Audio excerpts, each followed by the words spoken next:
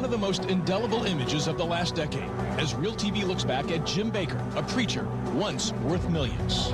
The most successful televangelist of his day, carried off to prison without a prayer. The dark cloud will fade. With wife Tammy Faye at his side, his PTL network, or Praise the Lord, reached a nationwide audience. When in doubt, build something more. But Jim Bakker is even more famous for reaching into the pockets of his viewers and for grabbing this church secretary from Long Island and paying her a fortune to keep it quiet. I never asked for a scandal, and I'm never going to shut my mouth about this. In the end, it was Jim Bakker who would pay the most of anyone. What Jim Bakker represented was not organized religion. He really represented disorganized religion. Today, Professor John Wilson teaches religious studies, but he was there in the TV studio when it all began for Jim Bakker. If the camera treats you well, and if you come across as someone that can be trusted, then there are millions of people in America who begin to feed off of what you're saying and doing. Later, Jim and Tammy Faye's PTL network would rake in donations at a whopping $130 million a year.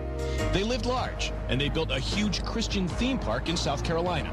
They called it Heritage USA. All we need is 25,000 people to fulfill for the Partner Center. But Bakker oversold timeshares of Heritage condominiums by millions of dollars, and a lot of believing investors were left out in the cold. PTL was a powder keg ready to explode.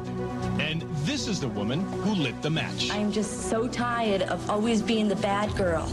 Jessica Hahn, a church secretary. Bakker was caught writing her a check for over $200,000 to keep her quiet about their affair. Jessica said it was no affair. It was rape by Bakker and one of his pals.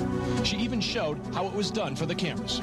And then another man comes in an hour later and has me pinned again, where I have bruises on my back. That is not an affair. That is called rape. Jessica recovered by posing for Playboy magazine.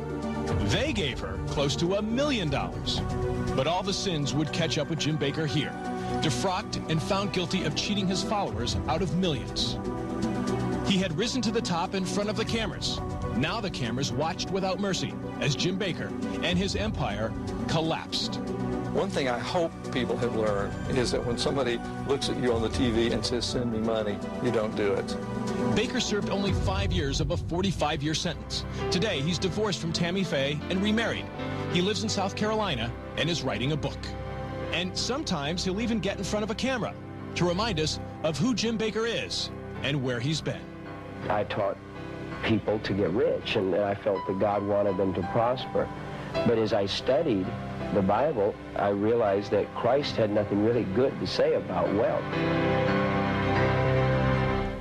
Bakker says a return to TV is, quote, up to God.